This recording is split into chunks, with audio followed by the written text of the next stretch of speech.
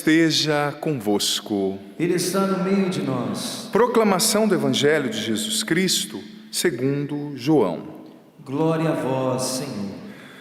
Tomé, chamado Dídimo, era um dos 12. Que eram dos 12, não estava com eles quando Jesus veio. Os outros discípulos contaram-lhe depois: vimos o Senhor. Mas Tomé disse-lhes: se eu não ver a marca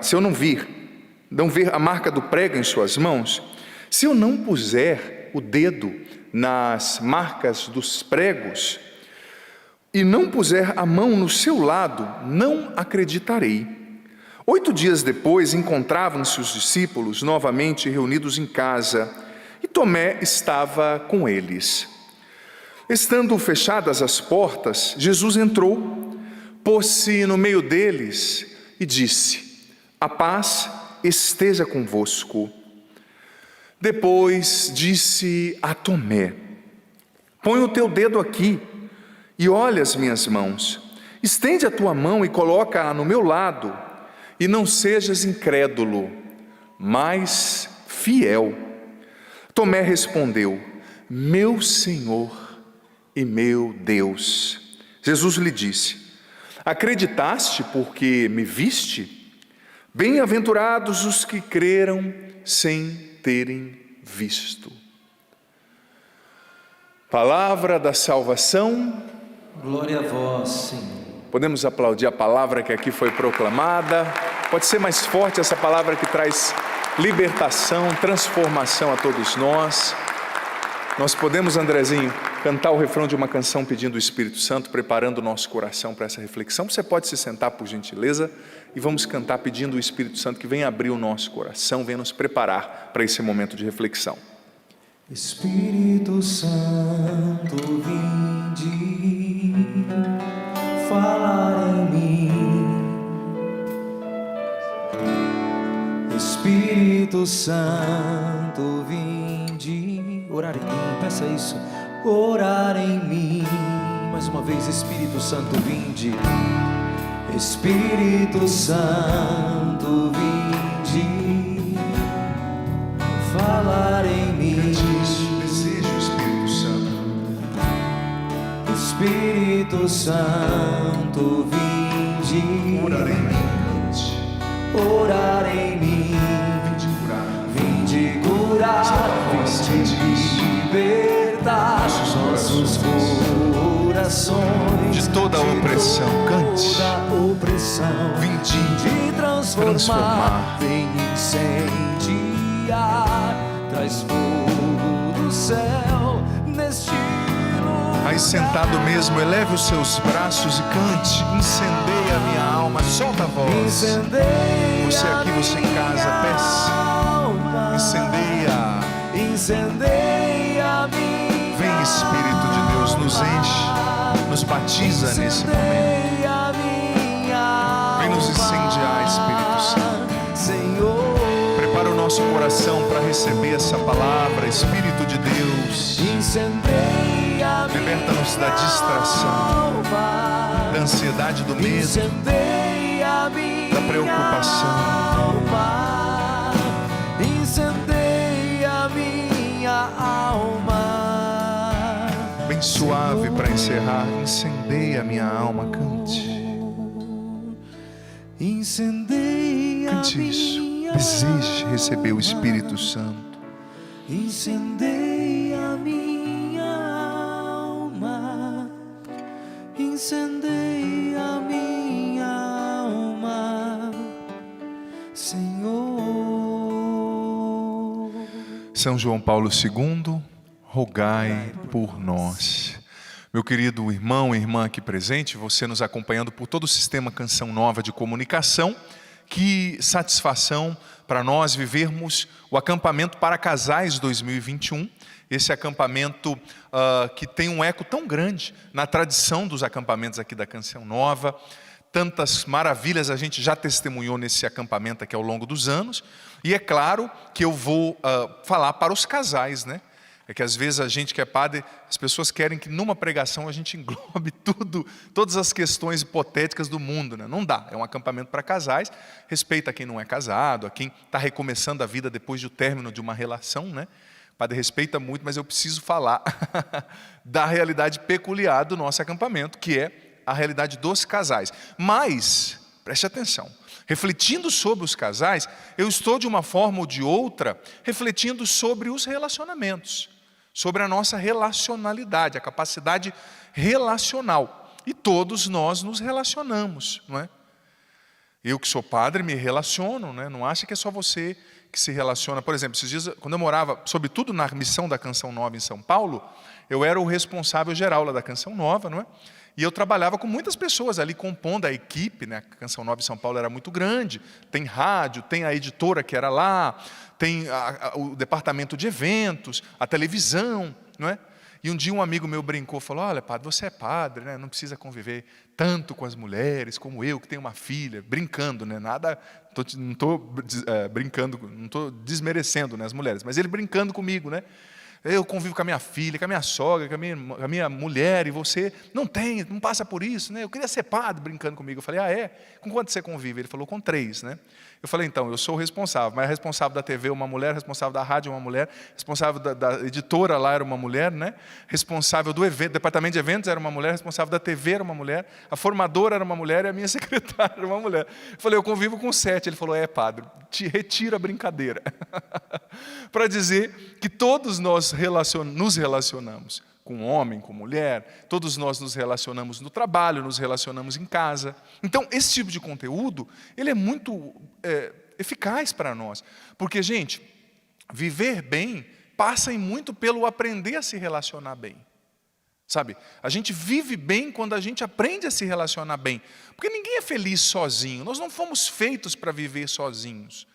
Por mais que às vezes quando uma ferida nos atinge, a gente tende a se isolar, né? A gente tende a querer ficar no nosso mundo, a querer não se abrir tanto a novos relacionamentos, mas nós sempre estamos nos relacionando. E muitas vezes a vida da gente fica pesada, porque a gente não aprende a se relacionar bem. A gente não aprende a trazer leveza para os nossos relacionamentos, a trazer sabedoria para os nossos relacionamentos, a trazer uma postura mais inteligente, mais centrada em Cristo também para os nossos relacionamentos, não é? A felicidade, ela tem a ver com a maturidade, não é? Você se torna feliz à medida que você se torna maduro. Não existe felicidade sem maturidade, sem a fecundidade que gera a maturidade, né? A palavra felicidade, felicitas, do latim, quer dizer isso, aquele que gera fruto, aquele que é fecundo. E não existe fruto mais especial e mais eficaz do que a maturidade. A gente precisa desenvolver a maturidade para acolher o outro, o mistério que o outro é. E precisa de maturidade também para se administrar, né? Porque não é fácil. Tem dia que a gente levanta com a macaca também, né? Como dizem por aí. E precisamos dessa sabedoria, que vem também da assimilação da fé. Enfim, eu estou usando, como eu disse ontem na missa, as catequeses do Papa São João Paulo II sobre a teologia do corpo. E hoje, nem que eu não cite totalmente, estou usando a catequese 101 e 108 como base do que eu vou falar aqui, do compêndio das catequeses sobre a teologia do corpo do saudoso São João Paulo II. E antes até de adentrar na dinâmica das catequeses, quero falar um pouquinho de São Tomé. Esse apóstolo tão conhecido por todos nós. Quem aqui nunca ouviu falar? Eu acho que todo mundo vai responder de forma negativa. Mas quem nunca ouviu falar da história de São Tomé, levanta a mão. Quem nunca ouviu falar, não sabe quem é o bendito, levanta a mão. Tem crianças ali. Crianças é aceitável, né? Mas eu acho que nós, que temos um pouquinho mais de idade, todos nós já ouvimos falar, né? Até a mãe da gente, minha mãe brincava, nossa, Adriano, antes de eu ser padre, né? Você é muito São Tomé, né? Eu estou te pedindo, falando que vai dar certo aquilo lá, você não acredita. Ou às vezes a gente tem isso, essa coisa de dizer, né? Eu sou São Tomé, eu tenho que tocar para crer. Eu tenho que colocar a mão, eu tenho que ver para crer. Eu acho que muitos de nós conhecemos. As crianças que não conhecem, o padre vai falar um pouquinho. São Tomé era um grande amigo de Jesus, era um discípulo, um apóstolo, alguém que andava com Jesus, que tinha um comprometimento com Jesus, né? Ele largou tudo, vivia 24 horas com Jesus, como discípulo do mestre que era Jesus. Só que ele tinha uma tendência muito a não acreditar facilmente, né? Ele queria tocar, ele tinha a necessidade de materializar para ele acreditar. Só que é difícil, porque na vida de fé, poucas coisas a gente materializa para crer. A fé, diz a carta aos Hebreus capítulo 11, versículo 1, é uma certeza das coisas que a gente ainda não vê, não é? Então São Tomé, ele teve dificuldade de acreditar. Em primeiro lugar, já mostra ali uma deficiência na atitude de São Tomé. Todos os discípulos estavam reunidos no mesmo lugar em oração, e Jesus apareceu a eles. São Tomé não estava ali. Por que São Tomé não estava ali? Ele não era um discípulo de Jesus? Ele não tinha um comprometimento com a causa de Cristo? Com certeza, aí abre o espaço para a nossa interpretação, São Tomé estava desanimado. São Tomé se deixou alcançar pelo desânimo, né? Pelo desânimo que às vezes atinge a gente diante de um problema, no casamento, você casado, às vezes o desânimo toma o teu coração, o desânimo que gera uma preguiça, que gera uma tristeza, e às vezes você acaba perdendo o time, o tempo das coisas, você acaba estando onde você não deveria estar, e deixa de estar onde você deveria estar. E aí acontecem os desentendimentos, acontecem os adultérios, acontece tanta coisa quando a gente perde o time da coisa, quando a gente se ausenta de onde a gente tem que estar. Não se ausente de onde Deus te colocou. Não digo onde só o espaço, mas do estado de vida, da missão que Ele te deu. Porque se você se ausenta, você abre espaço para dúvida. E São Tomé não estava lá, então disseram, olha, o Cristo apareceu para nós e tal. Ele disse, eu não acredito. Só se eu colocar a minha mão na sua chaga e ver que ele ressuscitado voltou dos mortos. A chaga do prego, né? Crianças que talvez não ouviram falar, foi pregado na cruz e ressuscitou. E é interessante que quando Jesus diz para Tomé, não sejas incrédulo, qual que é a palavra antagônica ali, o contrário de incrédulo? É a palavra? Não, fala com coragem. Sei que você tomou café da tarde antes de vir. Qual que é o contrário de incrédulo? Crédulo, não é? Só tirar o prefixo, in. Mas Jesus não disse para ele, não sejas incrédulo, mas seja crédulo. Jesus disse para ele, não sejas incrédulo, mas seja fiel. Mas fiel não é o contrário de incrédulo. Mas no vocabulário de Jesus é. Porque todas as vezes que você se torna um incrédulo, que eu me torno um incrédulo, todas as vezes que eu deixo de acreditar em Deus, na igreja, no casamento, no outro, eu estou abrindo um espaço na minha alma para infidelidade. A infidelidade começa na incredulidade, na deficiência da fé. Se você deixa de crer se eu deixo de crer na igreja como padre, se eu deixo de crer na canção nova, se você casado deixa de crer no casamento, deixa de crer que Deus uniu você e essa pessoa, e também que você escolheu essa pessoa, você abre espaço para a infidelidade. O infiel, no fundo, é um incrédulo. E o incrédulo é um infiel. Então, a gente manifesta a nossa fé na fidelidade do dia a dia. Mas tudo bem, Tomé cometeu um erro. Mas o erro de Tomé definiu a vida de Tomé para sempre? Sim ou não?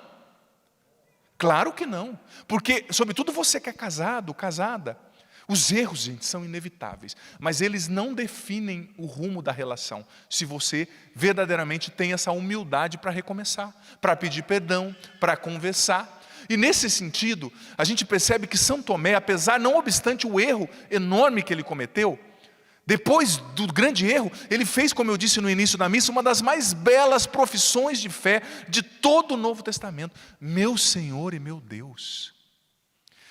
É o que nós falamos, muitas vezes as pessoas falam quando a gente eleva a Eucaristia na missa, né? O pão consagrado, o Senhor vivo. Meu Senhor e meu Deus. Eu creio, mas aumenta a minha fé. Mas ele proclamou, ele foi um dos poucos a proclamar, meu Senhor, meu Deus. Ali se ajoelhando. Então veja bem, São Gregório Magno, lá no século VI, nas suas homilias sobre os evangelhos, na homilia 25, do número 7 ao 9, ele disse o seguinte, presta atenção, mostrando que Deus pode tirar um bem maior de tudo. Deus pode tirar maturidade dos nossos erros, pode tirar a ressurreição das nossas mortes, pode tirar a cura das nossas chagas. Ele tira um bem maior de tudo, sobretudo na vida matrimonial. Ai, padre, mas desgastou tanto, né? Mas Deus pode tirar um bem maior de tudo. Olha o que São Gregório Magno disse, lá no século VI, comentando esse evangelho. A incredulidade de Tomé foi mais proveitosa para a nossa fé do que a fé dos discípulos que acreditaram logo. Olha o que São Gregório está falando, e foi Papa. Pois enquanto ele é reconduzido à fé, porque pôde tocar, apalpar a chaga, o nosso espírito, pondo de lado toda dúvida, confirma-se na fé. Através da incredulidade dele, do tocar, São Gregório foi dizendo, né? As chagas da nossa falta de fé foram sendo curadas. Porque Tomé, na verdade, ele foi honesto, ele foi sincero. Claro, um turrão, né, um cara sem fé, um cara com muitas deficiências. Mas Jesus aprecia a virtude da sinceridade. A pessoa que é sincera, que é capaz de dizer, olha, Senhor, eu não creio, eu não consigo. Eu não consigo ser fiel, eu não consigo de novo perdoar essa esposa, eu não consigo de novo acreditar no matrimônio, eu não consigo de novo recomeçar depois da milésima decepção. E Jesus apreciou, e São Gregório está dizendo que a incredulidade dele mexeu com a nossa fé. E através da atitude dele de tocar na chaga de Cristo, junto com ele a chaga da nossa falta de fé foi curada. Sabe, porque o que Jesus está dizendo? O que São Gregório, está dizendo? Que não obstante as quedas que aconteçam, Deus está sempre pronto. Até da incredulidade dele, Deus tirou um bem maior. E é quando as nossas chagas aparecem, que a gente pode esconder as nossas chagas, escondê-las nas chagas de Cristo. Sabe, porque a fé, gente, ela é para momentos difíceis também. Claro que na alegria a gente não vai largar de crer, né? Mas a fé é para momentos difíceis. E momentos nos quais, sabe, a gente fica abalado. Porque tem momentos nos quais a gente fica abalado. Tomé estava abalado. Ele tinha visto o Senhor crucificado. Ele tinha visto o sonho dele, a expectativa dele indo pelo ralo. Sabe, mas a fé é para esses momentos. Então, São Gregório está dizendo, olha, não desanime quando você tiver falta de fé. Seja sincero. Entrega a chaga da sua falta de fé e coloca-a na chaga do Senhor. Que pela chaga dele as nossas chagas são curadas. Sabe? E quantas chagas não existem nos relacionamentos por aí? Quantas chagas e feridas não existem nos casamentos, nos namoros, nas amizades, no relacionamento entre pai e filho, entre filho e pai, entre irmãos? É ou não é verdade? Gente, mas a gente não pode parar nas chagas. Como dizia São Gregório, a incredulidade, a chaga dele foi de proveito por quê? Porque ele não parou na chaga. Ele levou a chaga da falta de fé para tocar na chaga de Jesus e por isso foi curado. Agora eu te pergunto, olhe com honestidade, filho, filha, para os seus relacionamentos. Existem ou não existem neles, talvez, chagas que precisam ser curadas pelo amor, pela presença, pelas chagas abertas do Cristo Jesus? E você sabe por que muitas vezes as chagas e as feridas começam nos nossos relacionamentos? Nem sempre é por má fé. Existem duas coisas que eu quero falar. A primeira é a falta de manutenção constante. Quem aqui é marido? Levanta a mão. Pode levantar. Tem uns que estão meio assim, em dúvida, o que aconteceu? A esposa está do seu lado, você vai ver essa água voando na sua testa aí, né? Quem aqui é marido? Levanta a mão. Ah, agora eu vi a atitude, né? Tinha um aqui que eu não vou nem olhar para o lado dele, mas que foi assim. Levanta essa mão, rapaz. Vou filmar isso aí e mandar para sua sogra, você vai ver. Ela vai acertar as contas contigo depois, né? Eu sei que, falando de manutenção constante, todos os maridos que estão aqui entendem bastante, porque eles são perfeitos nisso em casa. Não é a esposa... Assim, né? Sempre quando entope a patente, eles resolvem, eu já chamo alguém para resolver. Ninguém aqui em casa, quando chega uma visita, diga assim, ó, não usa o banheiro aqui da sala, não, porque está entupido, usa lá do quarto. Essas coisas não acontecem na casa de ninguém, eu sei, né? Os maridos aqui são perfeitos nisso, né? Lâmpadas eles trocam antes de queimar, já estão trocando, né? Ninguém aqui tem um fogão de 6 bocas que cozinha só com 3 em casa, porque as outras entupiu e foi deixando. Claro que eu nunca vi isso na minha casa também acontecer, quando eu era jovem, né, mais jovem. Sabe, ninguém aqui tem um muro que era branco e já está preto e vou pintar ano que vem, né? É ou não é verdade, né? Ninguém aqui não tem uma casa que não pode ligar 2 chuveiros ao mesmo tempo, senão cai, né? O disjuntor cai, e aquela confusão nesse frio ainda, né? Ô raiva que dá, né? Esses dias eu estava preparando uma pregação sobre paciência, estava um frio, gente. E eu liguei o chuveiro, na hora que eu estava lá, né, rezando, vem essa água, como a água do Espírito Santo, de repente, só vi assim, parecia com um pedra de gelo que caiu nas minhas costas, né? Eu falei, glória a Deus, eu pensei outra coisa, vou ser sincero, né? Eu falei, eu sou um padre, tem que ser padre até na água gelada, né? Ninguém, não acontece na casa de ninguém essas coisas, falta de manutenção, né? Claro, né, esposas que estão aqui, pode dizer que os maridos são impecáveis nisso. É ou não é verdade, esposas? Não fale, por favor, deixa para outro momento. Mas não é ou não é verdade que às vezes na casa da gente falta a manutenção constante? E olha, eu vou ser sincero, toda casa pode ser nova, ela precisa de manutenção. Por quê? Porque acontece infiltração, é ou não é verdade?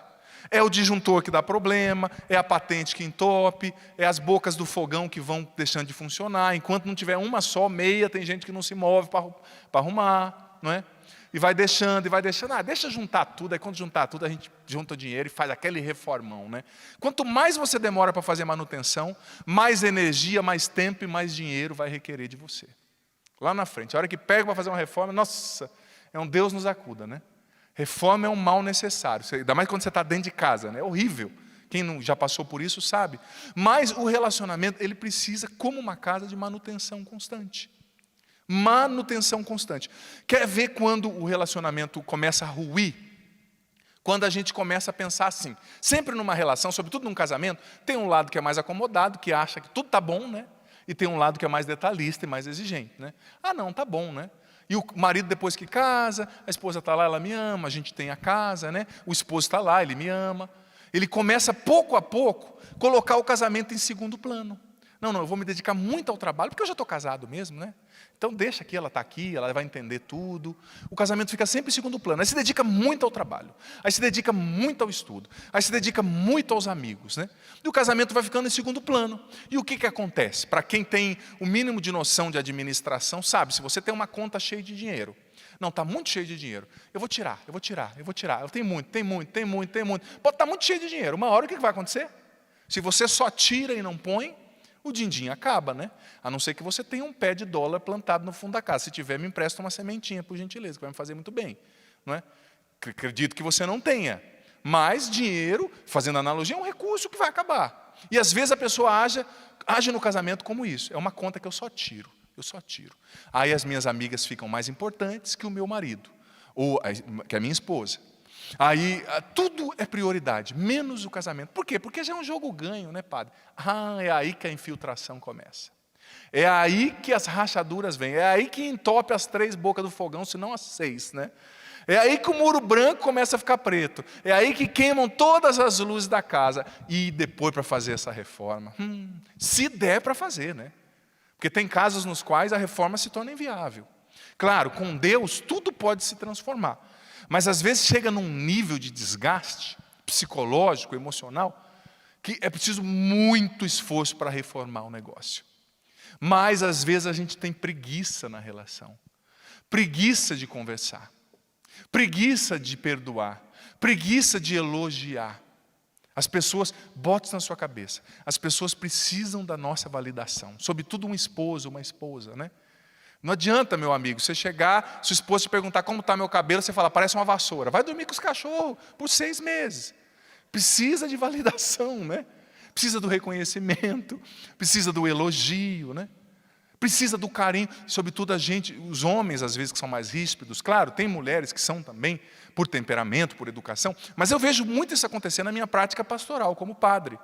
Às vezes o homem é mais ríspido, e vai tratando a mulher de qualquer jeito, vai falando, olha, eu que sou padre, aprendi isso com a minha mãe. Quando eu tratava a minha irmã de qualquer jeito, a minha mãe falava, não se fala assim com mulher, não converse, não se trata a mulher assim. Não se trata a mulher como você trata os seus amigos lá na rua, jogando bola, né? Porque um adolescente crescendo, eu tinha essa tendência de colocar tudo num pacote só. Mas a minha mãe, nesse sentido, foi muito, muito feliz me educando. E eu entendi que as minhas irmãs eram diferentes. Não é que elas são de vidro e tudo, não, mas elas são diferentes, elas precisam do meu respeito. Mas às vezes o marido na relação acha que já é uma conta cheia de dinheiro, é um jogo ganho. Mas é aí, meu amigo, quando você põe o seu casamento em segundo plano, seu relacionamento em segundo plano, que a rachadura começa a acontecer. O amor precisa de manutenção constante. Manutenção constante. Precisa de elogio. Claro, ai padre, eu não sou assim, mas então se transforma um pouquinho melhor, pelo amor de Deus. Porque olha, é ilusão você entrar num relacionamento, eu escuto tanto isso, padre, eu quero uma pessoa que me ame como eu sou. Isso não existe. A pessoa só vai te amar como você é, se ela se alienar e se tornar uma marionete na relação. Porque não existe um relacionamento no qual você entra que você não tenha que mudar um pouco.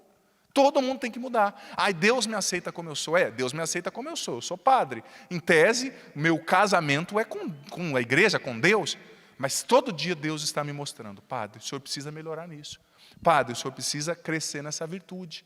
Padre, o senhor precisa ser mais atencioso, o senhor precisa rezar mais, o senhor precisa melhorar nesse seu jeito de atender as pessoas. Eu me relaciono, usando a analogia do meu celibato, né, consagrado na igreja, com Deus e eu preciso me adaptar. Agora, esse discurso, me perdoa, do ponto de vista psicológico também é destrutivo, porque se você querer alguém que te aceite como você é, você dizer: olha, eu sou assim mesmo defeituoso, eu não tenho que melhorar nada, se quiser aceite, senão vai embora. Não existe relacionamento assim. Se você impor que o outro tem que te aceitar totalmente como você é, você está impondo que que o outro tem que ser uma marionete. Sabe? Por quê? Porque nós somos diferentes. Você veio de um relacionamento, de uma educação diferente, talvez princípios diferentes, tem um temperamento diferente. Então tem que ter renúncia de ambas as partes. Tem que ter readaptação de ambas as partes. Agora tem gente que entra: eu sou assim mesmo se quiser. Não tem dessa. Sobretudo se você quer ser um cristão de verdade e se você quer ser feliz no seu relacionamento, no seu casamento, nas suas amizades, se você quer amadurecer, aprenda que você não é a medida de todas as coisas. Eu não sou a medida de todas as coisas, eu sou assim mesmo. Está errado. Então fica sozinho, vira um monge e vai morar lá no deserto. E mesmo assim vai chegar uma hora que você vai ter que dizer para você mesmo: nossa, você precisa melhorar, porque eu não te aguento mais. Não é? Sabe, olha, é interessante, tem um livro muito bonito que eu usei também para preparar essa homilia, que é de um dos teólogos muito influentes do século passado, chamado Hans Urs von Balthasar, que no seu livro Estados de Vida do Cristianismo, nas páginas 19 e na página 28, o Balthasar, que é um grande teólogo, escreveu o seguinte: que o amor não é imaginável sem um ritmo crescente, sem uma melhoria, um aprofundamento na comunhão, nas virtudes próprias ao exercício do amor. O amor verdadeiro, que prefigura o amor de Cristo, tende para cima, para a eternidade, para a melhoria, para a virtude, dizia o von Balthasar. Sabe? Só que às vezes isso é um orgulho da nossa parte. Às vezes não. Sempre é um orgulho da nossa parte. A gente diz assim: não, eu sou assim, tem que me aceitar como eu sou. Não existe. Se você, mais uma vez eu repito, se você pressupõe que o outro tem que aceitar como você está dizendo: olha, se torna uma marionete. Você está pressupondo que o outro se anule. Por quê? Porque para aceitar tudo que você tem de ruim e de bom, ele tem que se anular. E não é isso um relacionamento saudável. Ninguém aguenta se anular por muito tempo. Uma hora a bomba estoura. Você já percebeu que às vezes a pessoa é casada há 30 anos, do nada a pessoa fala: quero ir embora, não quero mais você. Mas o que aconteceu? Para mim estava muito bom, é para você. Mas você já parou para escutar o outro? Você já parou para perceber? Tem tanta gente casada e carente. Você está casada achando que você é o bom. Desculpa, maridão, mas a tua esposa está carente, está seca de amor. Porque nas pequenas coisas, às vezes, você não sabe dar o carinho, a atenção que ela precisa. É nesses detalhes. E olha, os casamentos horrorosos, eles não nascem horrorosos, eles se tornam horrorosos no caminho. Casamentos horrorosos, ruins, eles não nascem horrorosos. Eles vão se tornando horrorosos por falta dessa manutenção constante. É as bocas do fogão, como eu disse, são as bocas do fogão, melhor dizendo, que vão se entupindo. É a patente que entope, é a falta da pintura, é a rachadura, a infiltração. São pequenas coisas que vão destruindo. E olha, eu digo para você que é casado, o casamento é exigente sim. O relacionamento é exigente. Se reconcilie com isso. Ai, padre, mas eu achei que chego em casa, quando eu estou com a minha esposa, eu estou num playground, onde eu posso descansar, e acabou. Não, é exigente. Porque o amor é exigente. Mas a gente só se realiza amando e sendo amado, nos ensina São João Paulo II aqui, nas catequeses sobre a teologia do corpo, na catequese de número 108. Ele fala também aquilo que o von Balthasar disse, sabe, que o amor precisa fazer esse movimento constante de crescimento. E a gente se realiza no amor. Exige renúncia? Exige.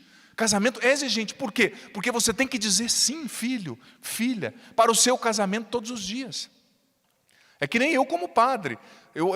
No começo eu achava que não, eu me tornei padre, acabou. Não, eu me torno padre. Claro que eu recebi o sacramento e ali me imprimiu um caráter no dia da minha ordenação sacerdotal, obviamente. Mas eu preciso a cada dia escolher ser padre de novo. A cada dia, quando eu me levanto, preciso dizer: eu sou o padre Adriano Zandoná. Eu tenho um compromisso com Deus, com a igreja. Eu preciso viver a minha vocação. E a cada dia você precisa escolher o bendito novamente. A bendita. Ah, padre, mas está tão diferente do dia que a gente casou. Você também não está não, né? Não tem espelho na tua casa não, né? É todos os dias. É dizer sim para o casamento todos os dias. E mais uma vez eu digo, casamento horroroso não nasce horroroso, sabe? Ele vai se tornando. Por quê? Porque a gente tem essa mentalidade de só tirar o dinheiro da conta, só tirar e não colocar. Você que é casado, o seu casamento, o sacramento do matrimônio, é o grande dom que Deus te deu. Cuide dele, cuide desse sacramento. Dê o seu melhor para ter manutenção constante. É uma palavrinha. Sabe, é o jeito de falar, eu disse dos homens, o jeito de tratar a mulher, tem que tratar com respeito, tem que tratar com carinho, mas a mulher também. Tem que tratar o homem, com respeito, com carinho, sabe? Não ser um general, né? Deixa a pessoa ser pessoa. Acredita no talento do outro, né? E olha só, outra coisa muito importante também, que São João Paulo II colocou nas catequeses da teologia do corpo, é que o matrimônio, na catequese de número 101, ele disse o seguinte, é um remedium concupiscentia. O que isso quer dizer? Que o sacramento vivido é um remédio que vai curando as nossas feridas e as nossas concupiscências, as nossas más tendências. É um caminho de santidade, sabe? De renúncia, de entrega. É um caminho lindo. Mas olha, é exigente, mais uma vez eu digo. É preciso manutenção constante. E como fazer essa manutenção constante? Como fazer, padre, essa manutenção constante, sem só tirar da conta, mas colocar também dinheiro para que não venha a falir? Em primeiro lugar, o casamento precisa de comunhão, de companheirismo. Para um casamento durar, é preciso companheirismo, é preciso comunhão. Sabe? O homem precisa entender quem é a esposa. Por isso que o autoconhecimento é importante. Conhecer quem é a bendita. Conhecer o temperamento, o que é importante para ela, apoiá-la. E a mulher também apoiar o homem. E ambos sonharem, olharem para a mesma direção. E olha, e aqui não tem uma coisa, às vezes eu vejo que os casais hoje pregaram, eu ouvi de manhã a pregação do diácono Valdir, da Ivana, depois também o Wanderson e a Lua, sua esposa, o Anderson, né? Tão bonito eles pregando, e não achem, vocês que vêm de fora, que assistem a Canção Nova, eles são consagrados, eles vivem na Canção Nova, aqui é muito mais difícil, né, padre? A gente não vive como vocês estão num nível inatingível. Gente, eu não posso falar, claro, de confissão. Mas sou eu que atendo, eu e os padres aqui, os nossos irmãos aqui da Canção Nova, em confissão, em direção espiritual, e os problemas que vocês enfrentam, eles também enfrentam. Claro que eu não vou entrar em casos específicos, porque a confissão tem o seu sigilo, mas eles enfrentam as mesmas lutas que você aí fora enfrenta. Talvez numa outra proporção, talvez em outros aspectos, porque aqui dentro da Canção Nova, a gente tem uma formação que ajuda, mas os conflitos existem, em todas as situações. Em todos os relacionamentos. E o casamento, bota isso na sua cabeça, você que é casado, você que se relaciona, ele precisa de um ajuste fino, desde o início da sua realização até o final da vida. É um ajuste fino, delicado. O dia que você deixa de viver essa tensão positiva, né?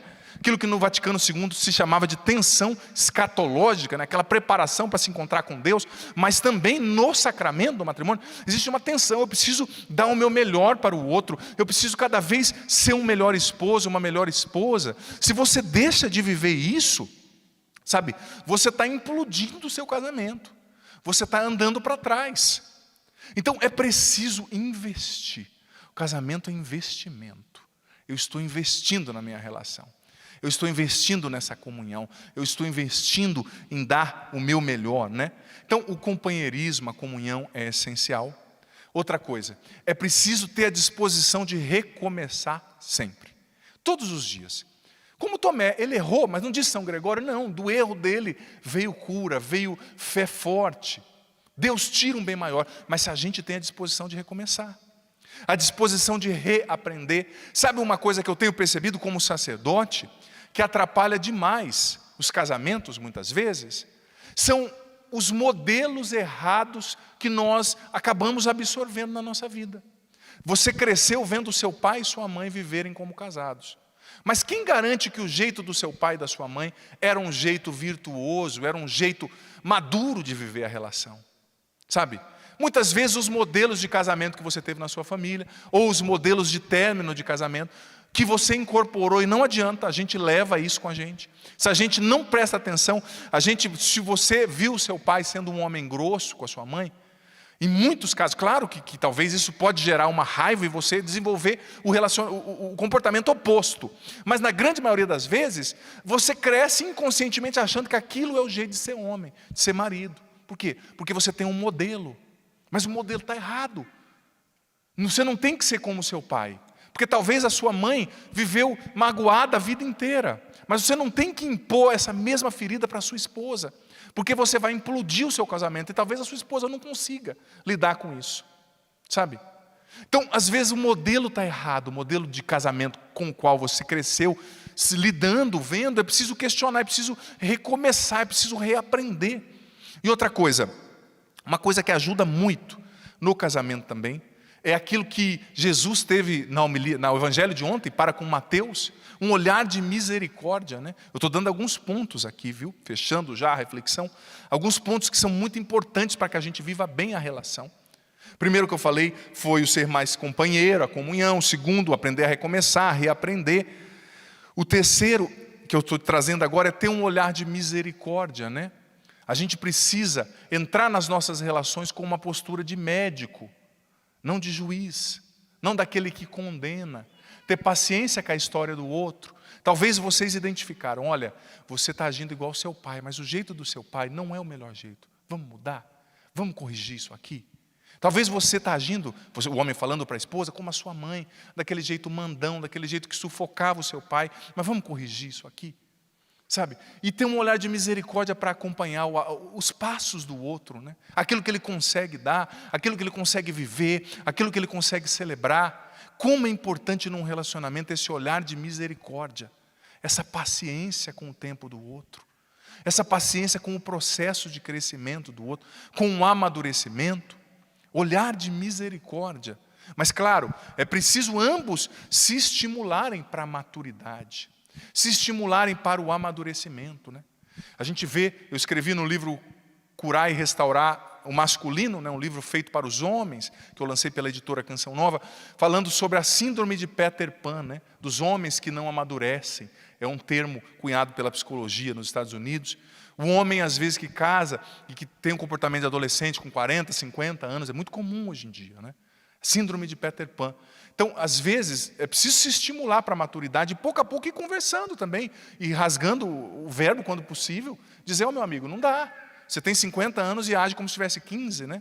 Pedir ajuda talvez para um amigo, para alguém mais experiente, ajuda para um sacerdote, ajuda para alguém na igreja, ajuda para um terapeuta, sabe?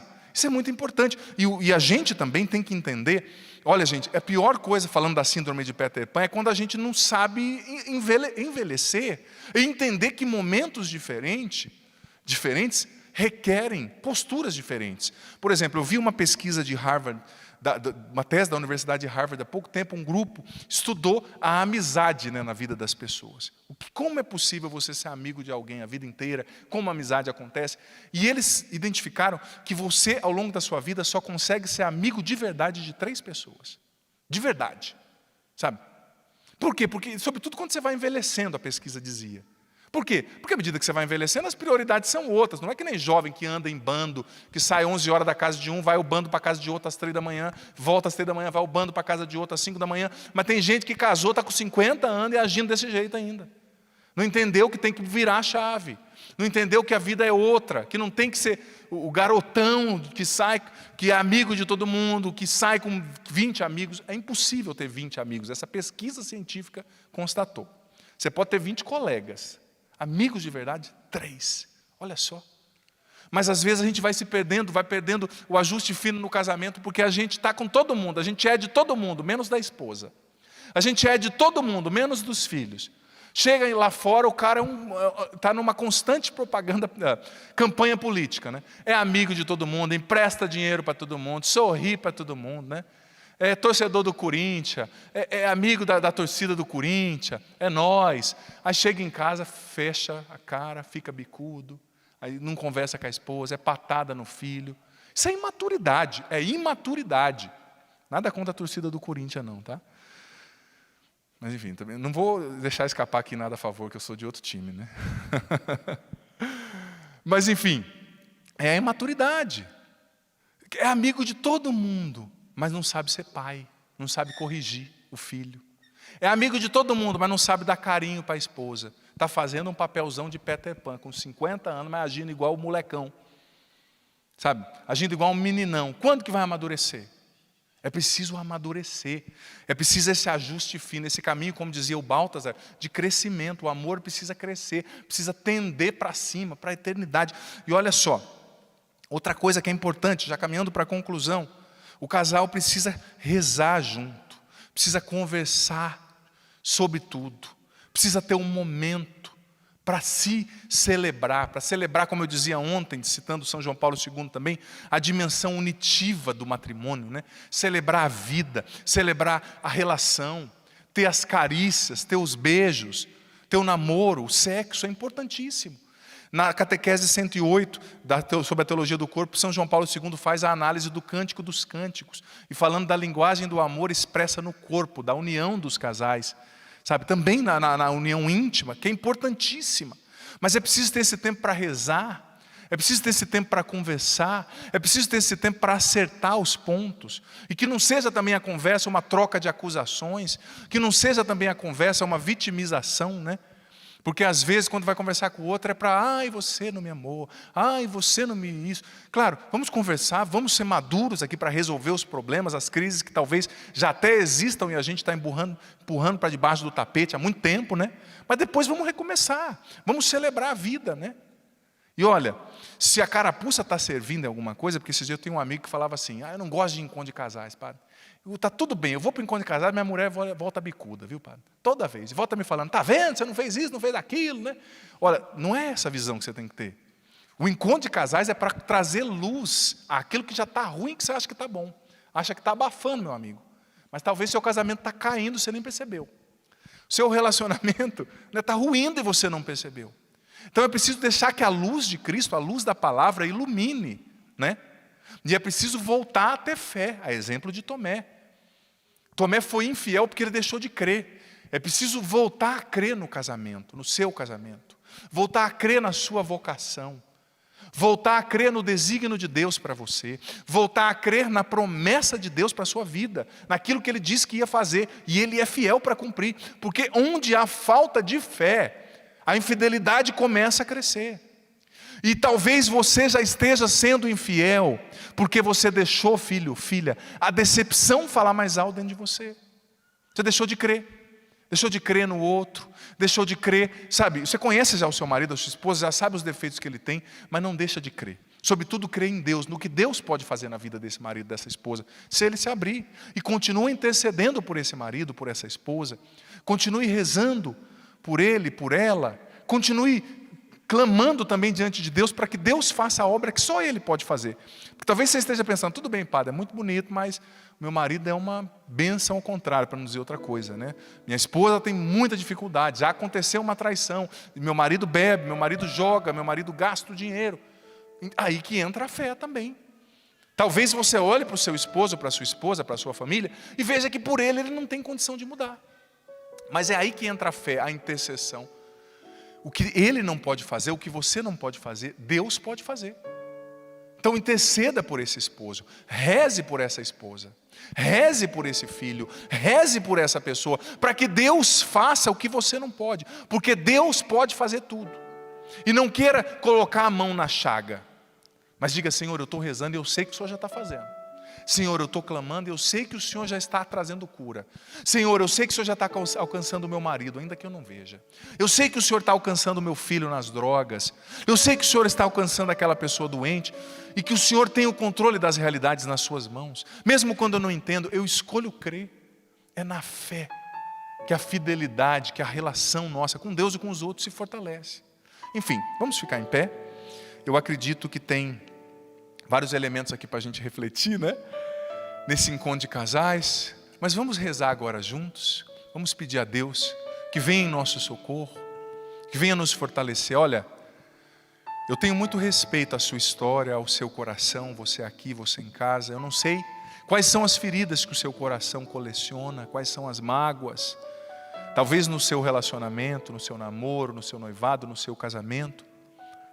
Muitas coisas ruins aconteceram, feridas, mágoas, traições, não é? Talvez você traga um sentimento de culpa pelos seus erros, você se sinta tão pequeno, tão incapaz de ser fiel, de obedecer a Deus. Talvez você se sinta vazia por dentro, filha, mesmo estando casada, carente. Talvez homem, você se sinta carente também, mesmo estando casado. Talvez o teu marido tenha sido tão ríspido com você, tão desatencioso, ou a sua esposa, que isso tem magoado o seu coração. Mas não desista. Talvez hoje o seu coração está pesado porque você perdeu alguém que você amava. Mas Deus pode curar tudo. Deus pode construir coisas novas, do nada. Ele pode fazer uma manutenção nessa casa que está em pedaços, mas Ele quer contar com você. Levanta os seus braços agora. Vamos rezar, filho, filha. Vamos rezar. No primeiro momento eu quero convidar você a repetir depois de mim, junto com os músicos. Mas depois você vai fazer a sua oração. Repita depois do Padre, reze comigo. Senhor Jesus. Senhor Jesus, Eu te entrego os meus relacionamentos. eu te entrego esses meus relacionamentos. Você que é casado, eu te entrego o meu casamento. Eu te entrego o meu casamento. Eu te entrego as feridas no meu coração. Te entrego as feridas no meu coração. A mágoa, A mágoa, as carências, as carências, as feridas de desamor, as feridas de desamor, a insegurança, a insegurança, o medo. o medo.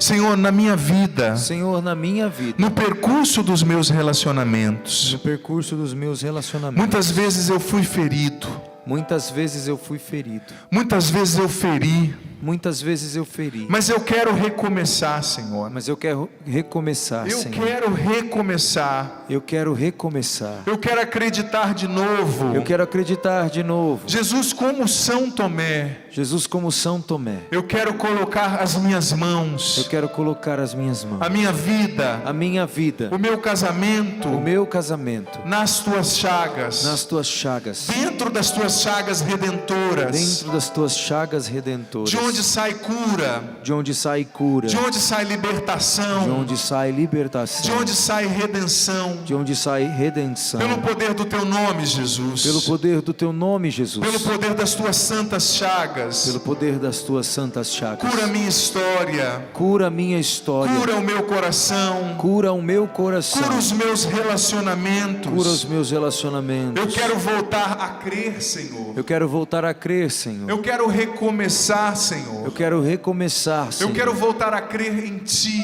Eu quero voltar a crer em Ti. Eu quero voltar a crer no meu casamento, você que é casado. Eu quero voltar a crer no meu casamento. Eu quero voltar a crer nas suas promessas. Eu quero voltar a crer nas suas promessas. Cura-me, Jesus, Cura-me, Jesus, de toda decepção, de toda decepção, de toda tristeza, de toda tristeza, de toda ferida e mágoa de toda ferida e mágoa que me impedem de amar. que me impedem de amar. Liberta-me do egoísmo, Liberta-me do do egoísmo, do orgulho, orgulho, do fechamento nas minhas razões. do fechamento das minhas razões. E derrama sobre mim agora, E Senhor, derrama sobre mim agora, Senhor, a força, a força, o poder do Teu Espírito. poder do Teu Espírito. Vem, Espírito Santo, Vem, Espírito Santo, mudar meu coração, mudar meu coração, a minha mente. a minha mente. Batiza-me, Espírito Santo. Batiza-me, Espírito Santo. Cura as feridas da minha história. Cura as feridas da minha história. Faz-me um homem novo. Faz-me um homem novo. Cura o meu coração. Cura o meu coração. Transforma a minha mente. Transforma a minha Os mente. meus princípios. Os meus princípios. Os meus valores. Os meus valores. Vem, Espírito Santo. Vem, Espírito Santo. Liberta-me de toda preguiça no amor. Liberta-me de toda preguiça no amor. De todo comodismo. De todo comodismo. Batiza-me. Batiza-me. E faz-me compreender profundamente E faz-me compreender profundamente tudo que eu ouvi aqui. tudo que eu ouvi aqui. Eu também quero, Senhor, Eu também quero, Senhor, interceder nesse momento interceder neste momento pela minha família. pela minha família,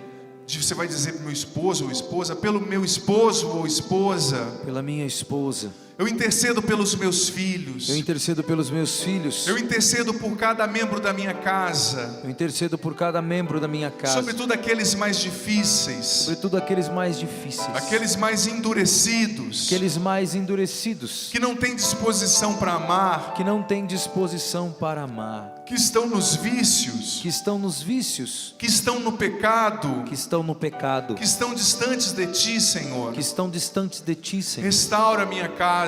Restaura a minha casa. Converte a minha família. Converte a minha família. Liberta a minha família do vício, Senhor. Liberta a minha família do vício, Senhor. Do ódio. Do ódio. Do pecado. Do pecado. Da tristeza. Da tristeza. Do adultério. Do adultério. Das feridas. Das feridas. Do desamor. Do desamor. Reconstrói o amor, Senhor. Reconstrói o amor, Senhor. Na minha casa. Na minha casa. Na minha família. Na minha família. No meu matrimônio. No meu matrimônio. Eu te aceito, Jesus. Eu te aceito, Jesus. Como único Senhor do meu casamento. Como único Senhor do meu casamento. Da minha história. Da minha história. E da minha família. E da minha família. Faz-me crer novamente, Senhor. Faz-me crer novamente. Eu quero acreditar. Eu quero acreditar. E com seus braços erguidos vamos cantar com muita fé. Meu Senhor e meu Deus. Cante, meu Senhor e meu Deus. Solta a voz. Meu Senhor e meu Deus. Meu Senhor e meu Deus. Meu Senhor e meu Deus. Eu creio. Eu creio. Mas aumenta a minha fé. Cante como São Tomé. Mas aumenta a minha fé. Meu Senhor e meu Deus, levanta os braços, solta a voz, cante. Meu Senhor e meu Pode ser mais Deus. forte, é para o Senhor. Meu Senhor e meu Deus, solta a voz. Meu Senhor e meu ainda Deus. mais, meu Senhor e meu Deus, cante. Meu Senhor e meu Eu Deus. creio, mas aumenta a minha fé. Eu creio, mas aumenta a minha fé. Os braços erguidos, dá-me uma fé viva. Dá-me uma fé viva. Dá-me uma fé nova, peça. Dá-me uma fé nova. Peça que Ele atende, traduzida na vida. Traduzida na vida. E testemunhada no amor. Testemunhada no amor pelos irmãos. Para encerrar, dá-me uma fé viva. Dá-me uma fé viva. Mais forte, dá-me uma fé nova. Ele atende você. Dá-me uma fé nova. Traduzida na vida. Solta a voz. Traduzida na vida. Testemunhada. Testemunhada no amor pelos irmãos. Repita comigo, meu Deus, eu creio. Meu Deus, eu creio. Mas aumenta a minha fé. Mas aumenta a minha fé. Meu Deus, eu espero. Meu Deus, eu espero. Mas aumenta a minha esperança. Mas aumenta a minha esperança. Meu Deus, eu amo. Meu Deus, eu amo. Mas aumenta o meu amor. Mas aumenta o meu amor. Amém. Amém. Vamos aplaudir o Senhor, que vem em socorro da nossa falta de fé. Pode ser mais forte. Ele merece, Ele reconstrói os nossos relacionamentos.